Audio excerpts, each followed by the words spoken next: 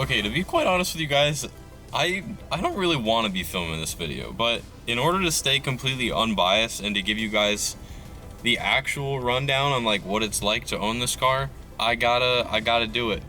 Gotta do it. I have to be unbiased. So today I'm gonna be telling you the things that I actually don't really like about my new BRZ. Looking at everything, I love this car. Like, I love this car so much, and no other car could possibly take that place in my heart for how I feel about this car.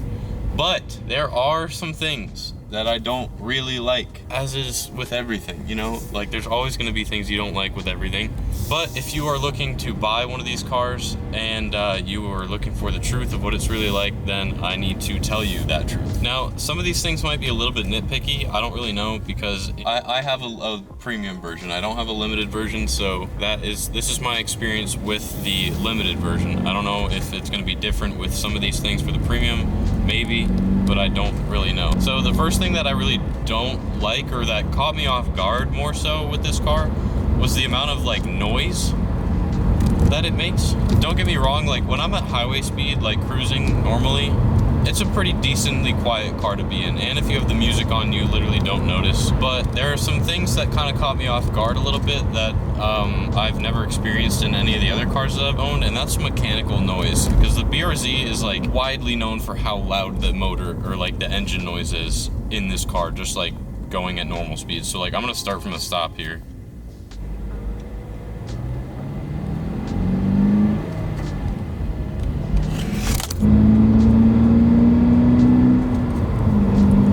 Like I feel terrible saying this, but it's almost like a Tacoma. If you've ever driven like a newer Toyota Tacoma that's a manual, like you'll understand what I mean. But like, I don't know, it's a little bit on the noisy side for like mechanical noises. Some people might like that, some people might not. I don't know, sometimes it stresses me out, feels like I'm breaking the car, but like it makes these kind of weird clicky whiny noises, but that's normal. Apparently it's from the flywheel and the fact that this is rear-wheel drive, and just how this car like transfers the power from the motor down the transmission and the drivetrain and all that. It's just normal like mechanical noises. It's just a noisy car.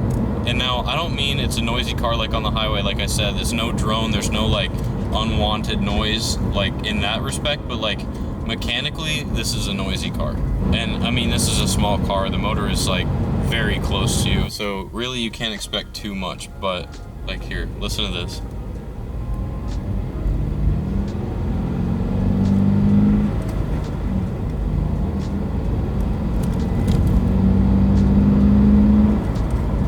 Noisy car. All right, the second thing I feel a little bit bad saying, but I'm just gonna go ahead and say it anyways. I don't really like the front end of this car. It's not the best looking front end. I think the GR86 has a much more aggressive looking front end, but the reason I like I don't know, it's hard to explain for me. Like, I like the front end, but I don't like the front end. So like, the reason why I like that I don't like the front end is because it leaves a lot of room for improvement, like for modifications and upgrades and stuff like that. Like, the front end looks a little froggy, maybe, kind of looks like a frog. So like, don't think I'm like looking at this car being like, oh my god, the whole thing looks perfect, because I know that there's some imperfect spots on the car. But like, I do not mind the front end that much, but in reality it is probably the worst looking part of this car. But like I said a second ago, it leaves a lot of room for improvement. Like, so for people who are, you know, coming out with aftermarket front bumpers that could look way better, and like someone who still wants the Subaru platform and not the Toyota, but can't get over the front end of it, like, I don't know, just think about that. Like, there are a lot of companies that are already making body kits for the car and front bumper replacements. So if that is what's holding you back from buying the car, I would say just buy it anyways, because really the car looks great, and just having and just having that front bumper be like the #1 point of your dislike towards this car, then I don't know, I feel like it can be easily fixed. But from the factory, I don't really like the front bumper that much. The next thing that I kind of dislike about this car, and I think all Subaru owners can say this, is the sound system. The sound system in this car is not exactly the nicest. I think the Limited comes with the slightly upgraded system, but regardless, Subaru's stock audio is garbage, like just straight up garbage. It's not good. You can mess with the equalizers all you want. You can get it to sound okay. Like it's not like unbearably bad, but like it's even compared to like the Focus I had before. The Focus had like came stock with a Sony sound system and a sub. And like that sound system was probably one of the nicest sound systems I've had in any car that I've owned. And I haven't owned that many, but like this sound system is just not that good. The best way I could describe it would be that it's just kind of dry. Like the bass doesn't kick very hard. The mids and the highs are just a little bit, I don't know, dry. Like I can't really put like a description on it any better than that, but not exactly what you'd want from a sound system. But like I said, with the front bumper, that leaves a lot of room for improvement. And another reason why I went with the premium instead of the limited was that I want to do a lot of things to this car by myself. Like I want to be modifying this car, so leaving that whole sound system thing on the table for me was kind of a good idea, because I'd like to upgrade it in the future. And to show you guys who also have the premium version that, you know, there is things still to be done to this car, and that it's not that difficult to upgrade the audio system, because I'm pretty sure that Subaru even sells their own upgraded audio system that you can get. But I don't know really the direction I want to go with that yet, so we'll find out later. Okay, my next complaint is a tough complaint, because this is also one of my favorite features of the car, but it has some drawbacks. And that is the really cool flip-up armrest thing. Like the armrest that holds your cup holders underneath it and all that stuff. I think moving parts in a car are a great feature, but not exactly when you're trying to rest your arm on it.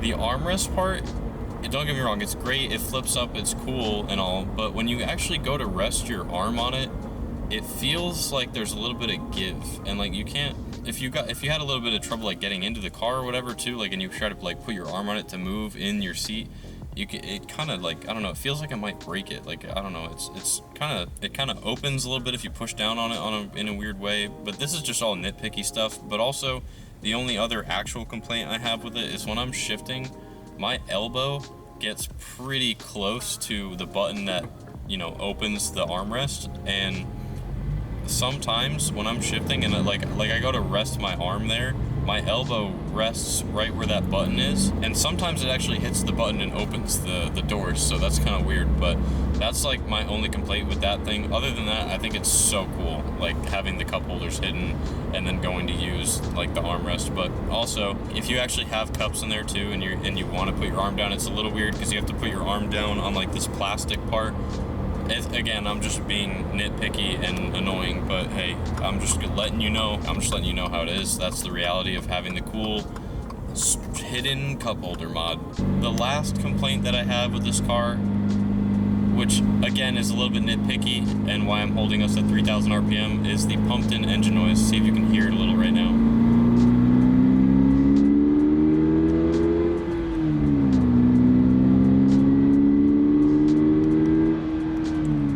Definitely hear it. It's there. It's not as bad as other cars that have the whole pumped-in engine noise thing. At the same time, you can definitely tell that it's there, and I know a lot of enthusiasts just want to hear the engine and not like a fake noise. It is just a, like, I don't know how you'd say it. It is just like a mimic of the sound your engine makes. It's not the end of the world, but it's definitely a little bit annoying because I don't really know exactly what the engine sounds like. I mean, it sounds like that, but like a lot of enthusiasts just want to hear what their actual engine sounds like. And when they hear that there's pumped in sound,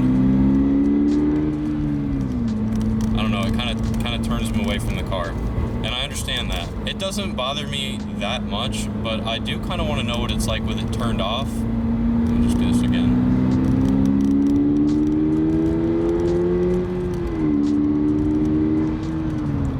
Definitely hear it, but it's not the end of the world. And I think you might be able to turn it off, but I also have seen a couple of videos where you can only get it turned off by, like, if you were to go to Subaru and have them plug in that like Subaru Tech computer device or whatever in there and actually go into a menu and shut it off for you. So there is an option to shut it off if you want to.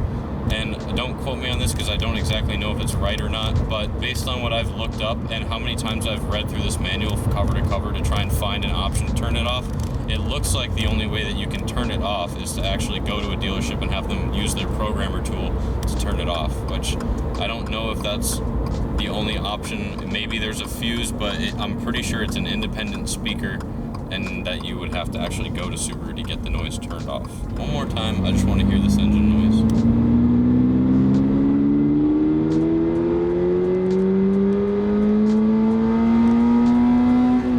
Good God, that is so high revving.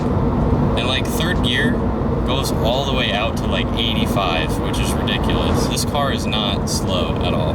I do say, even though this is a video about the things I don't like one thing I really like is that RPM range is freaking crazy. Alright, so I will have a video about all the things that I do like on this car, or if it's not already out, and if it is, go check it out. I hope you guys enjoyed it. I hope this gives you like a little bit better idea of like what there is to actually not like about this car. Everything's opinionated, of course, so like I'm sure there might be some things that you guys don't like. Like I know people don't like the taillights. I freaking love the taillights. That's gonna do it for this video, guys. I hope you enjoyed it, and we have some mods coming soon for the car, so I hope you will stick around to see that. So I will see you guys very shortly in the next video. See you later.